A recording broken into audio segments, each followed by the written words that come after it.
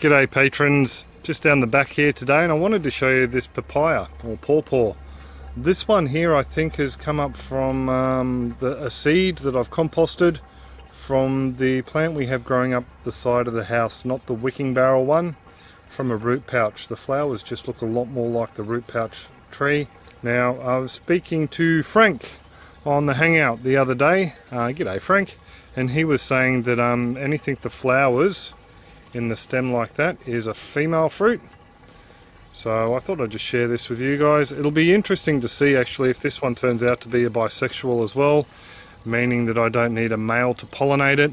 I know generally when a bisexual plant fruits, the seeds it produces can be either male, female or bisexual. Very low chance that they're bisexual though apparently. So anyway, I just thought I'd show you that. It's growing out the back of the turmeric bed, and there's the turmeric plants there. I'm actually just filling it up, and it's taking a while to fill this one. I think I may have let it dry out a little bit too much. We had a bit of rain come through this morning, and some of the galangal has been flattened down a little bit. I've stood up all the ones that have the little seed pods on them because I really do want to save a couple of seeds from these guys. So anyway, yeah, back here, this bed here, still doing fantastically well with the growth. It's a shame these little Egyptian walking onions aren't getting much light though. Hopefully they'll do a little bit better soon. But yeah, I just thought that papaya would interest you folks. If anyone knows what the offspring rate is like with these guys with their seed, I'd be interested to know below, because I have heard a few people with a few different theories on it. Actually, I'll show you the other plants while we're down here. This ginger's bounced back a bit after being crushed by the mango tree while I was pruning it. And we have a couple of these potatoes down here that I think will be ready to pull very soon. And wow, the little gingers down the base there. I'm thinking about leaving these guys in for another season. I won't harvest them, just let them grow, get a larger section of rhizome. This Cambodian ginger's doing really well. And this bed down here is where the this was our original galangal bed. We've pretty much all pulled the majority of it out, either for meals or I potted it up to sell.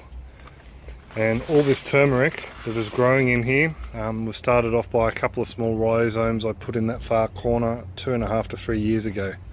So that's just how prolific this stuff grows. This will actually be my next harvest, and I'll leave the turmeric in the what's now the Paw Paw bed.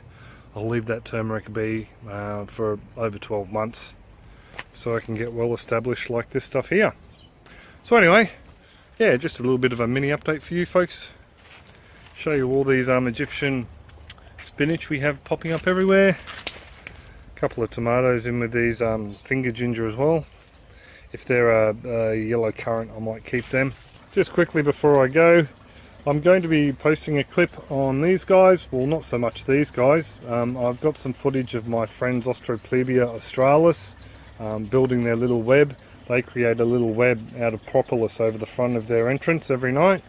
And these guys are the Tetragonula Hawkingsi.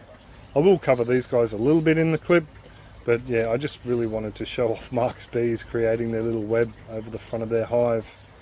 So I suppose I will pretty much all leave it there. I'll grab this hose and wander around and spot water a few things that didn't get any of this morning's rain.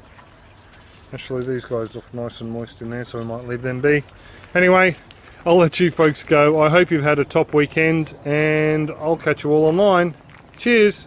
Just before I really go, I just thought I'd show you these guys. These are my little KY1s, or dwarf Summersby tomatoes. They were made for the Victorian climate, so great for our winter. Victoria is a southern state, by the way. And just here in my little auto watering seedling pot.